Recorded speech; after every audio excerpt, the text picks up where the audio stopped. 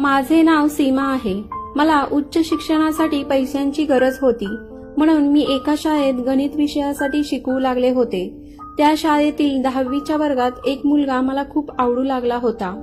10वीत असून सुद्धा तो खूप तगडा आणि उंच होता आणि तो अभ्यासात हुशार सुद्धा होता. मी त्याला एक्स्ट्रा क्लास घेण्यासाठी घरी बोलावलं होतं, तर त्याने मला असे काही केले की माझे हातपाय थरथर कापायला लागले होते. त्यावेळेला 23 वर्षांची होते मी नवीनच शिक्षिका म्हणून कामाला लागले होते. माझे नाव सीमा आहे. मी फक्त त्यावेळेला 23 वर्षांची होते. मला उच्च शिक्षणासाठी महाविद्यालयात प्रवेश घ्यायचा होता, परंतु माझी आर्थिक परिस्थिती थोडीशी नाजूक असल्यामुळे मी नोकरीच्या शोधात होते. एवढ्यातच मला एका शाळेत गणित विषयाचं शिक्षिका म्हणून नोकरी लागली आणि मी खूप खुश होते. मी दिसायला खूप सुंदर आणि सडपातळ होते. दररोज शाळेत जाताना मला कमी वयाची असल्यामुळे माझ्याकडे मुलंच नाही तर मुली सुद्धा बघत होत्या. त्या शाळेत 10वीच्या वर्गात नितीन नावाचा एक मुलगा होता. दिसायला खूप छान होता तो आणि त्याचबरोबर हुशारही होता. तो 10वीच्या वर्गात असला तरी शरीराने तगडा दिसत होता आणि रुबाबदार देखील दिसत होता. त्यामुळे तो इतर मुलांपेक्षा वेगळा वाटत होता. त्याची गणितामधील पकड सुद्धा मजबूत होती. एक दिवस वर्गामध्ये मुले खूप दंगा करत होती. मी त्यांना शिक्षा म्हणून एक अवघड गणित सोडवायला दिलं. ते वर्गात कोणालाही सुटलं नाही, पण नितीनने मात्र ते 5 मिनिटात सोडवलं आणि तेव्हापासून मी त्याच्याकडे नेहमी लक्ष देत होते. पण हळूहळू मला वाटायला लागले की तोही माझ्याकडे एकटक लावून बघत आहे.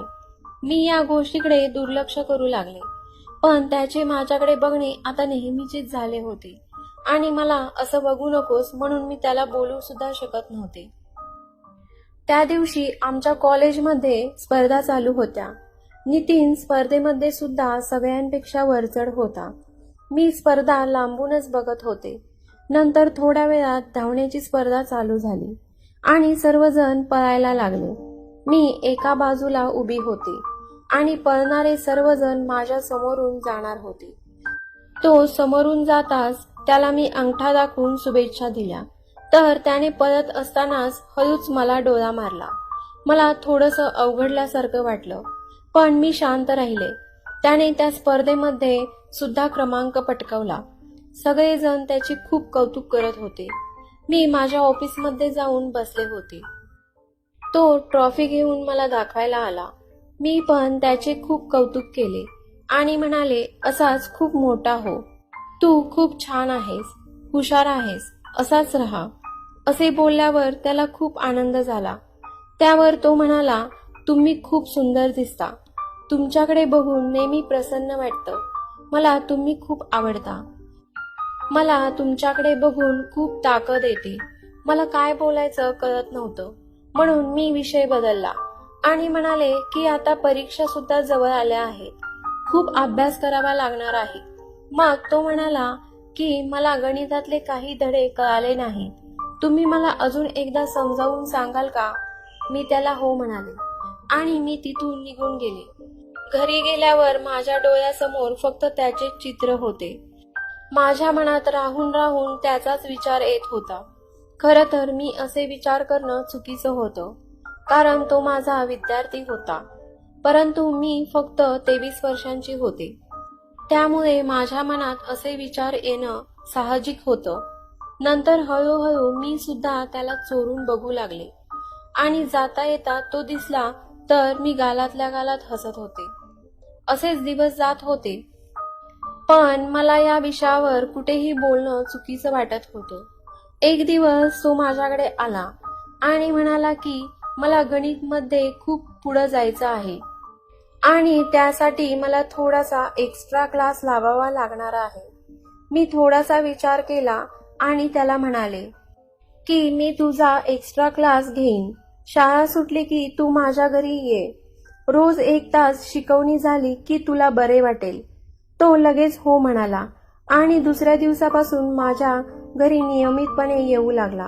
मला त्याला असं गणित शिकवताना आनंद झाला होता, पण मी दाखवत नव्हते. एक दिवस असंच शिकवत असताना माझं त्याच्याकडे लक्ष गेलं. तर माझ्या लक्षात आलं की तो माझ्याकडे एकटक लावून बघत आहे. मला थोडंसं ते चुकीचं वाटलं. म्हणून मी त्याला लगेच सांगितलं की तू असं बघणं योग्य नाही. मी तुझी शिक्षिका आहे. नंतर मी शांत झाल्यावर तो म्हणू लागला की तुम्ही मला खूप आवडता आणि मला नेहमी तुमच्यासोबतच राहू वाटतं. मी त्यावेळी त्याला सांगितलं की शिक्षक आणि विद्यार्थ्यामध्ये ही खूप चुकीची गोष्ट आहे. तू असा विचार करणं बंद कर. त्यानंतर तो तिथून निघून गेला. या विचाराने तो थोडासा नाराज राहत होता. फक्त कामापुरतच बोलत होता. माझं सुद्धा मन त्याच्यामध्ये जडलं होतं. त्यामुळे मला सुद्धा खूप अस्वस्थ वाटत होतं. ते परीक्षेचे दिवस होते आणि त्यानंतर सर्वांना सुट्ट्या लागणार होत्या. आमच्या घरातले सुद्धा एका कार्यक्रमानिमित्त बाहेर जाणार होते. म्हणून मी त्याला बोलावून घेतले आणि म्हणाले की गणिताच्या पेपरसाठीचे 2 दिवस तू माझ्या घरी ये. मी तुझा अभ्यास घेईन.